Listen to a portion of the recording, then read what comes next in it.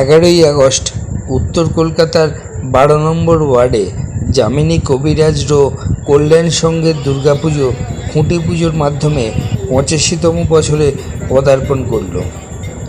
খুঁটি পুজোর এই অনুষ্ঠানে উপস্থিত ছিলেন 12 নম্বর ওয়ার্ডের পৌরমাতা ডক্টর মীনাক্ষী গঙ্গোপাধ্যায়, উপস্থিত ছিলেন বিশিষ্ট সমাজসেবিকা শ্রেয়া পাণ্ডে, ছিলেন মানিকতলা বিধানসভা কেন্দ্রের বিধায়ক সুপ্তি পাণ্ডে।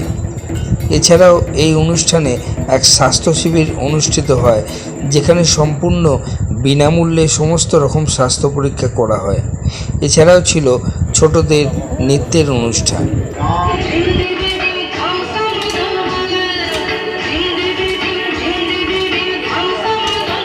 ভালো আছে।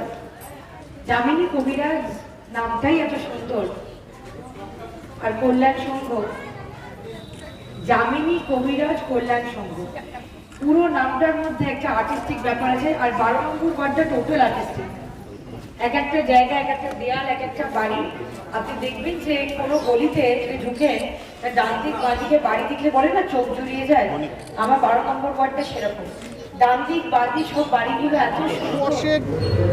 কলকাতা উত্তরে এই যামিনী কবিরাজের কল্যাণ সংঘ, আপনি প্রত্যেকবারই এই পুজোতে অংশগ্রহণ করেন, এবারও আপনি করলেন এই খুঁটি পুজোতে।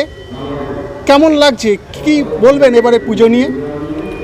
চেনা পাড়া, চেনা জায়গা, চেনা পরিবেশ, চেনা লোক, আলাদা করে কিছু বলার কিছু নেই। প্রত্যেকবার অনন্য হয়, এবারেও হবে। অসাধারণ সব থিম নিয়ে করে।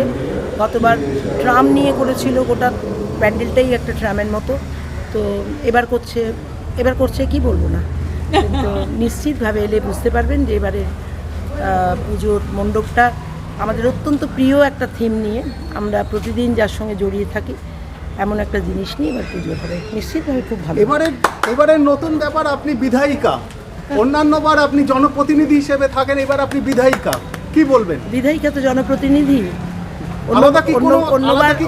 অন্যবার সাধন পাণ্ডের স্ত্রী হিসেবে থাকি, এবার নিজের ওপর কিছুটা দায়িত্ব বাড়তি পড়েছে, এছাড়া কোনো ডিফারেন্স নেই, একই রকমভাবে থাকবো মানুষের মধ্যে।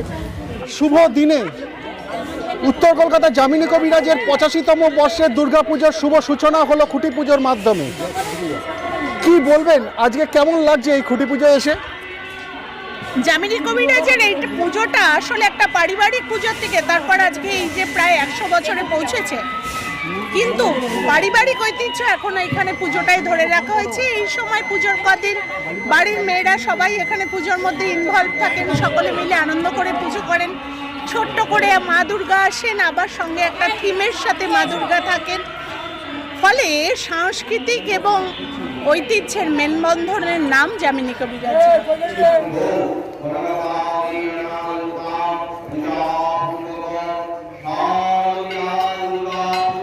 যামিনী কবিরাজ নামটাই এত সুন্দর, আর কল্যাণ সংঘের এই পুজোর সঙ্গে আমি দীর্ঘদিন জড়িত, এবং এটা পারিবারিক পুজোর মতো।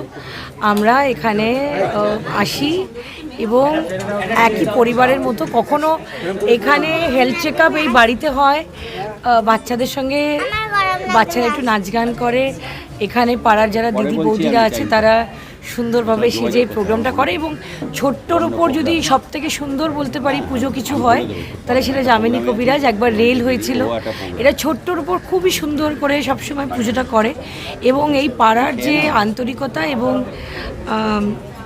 একটা ভালোবাসার একটা চিত্র, সেটা যামিনী কবিরাজ এবং কল্যাণ সংঘ একসঙ্গে ধরে রাখে।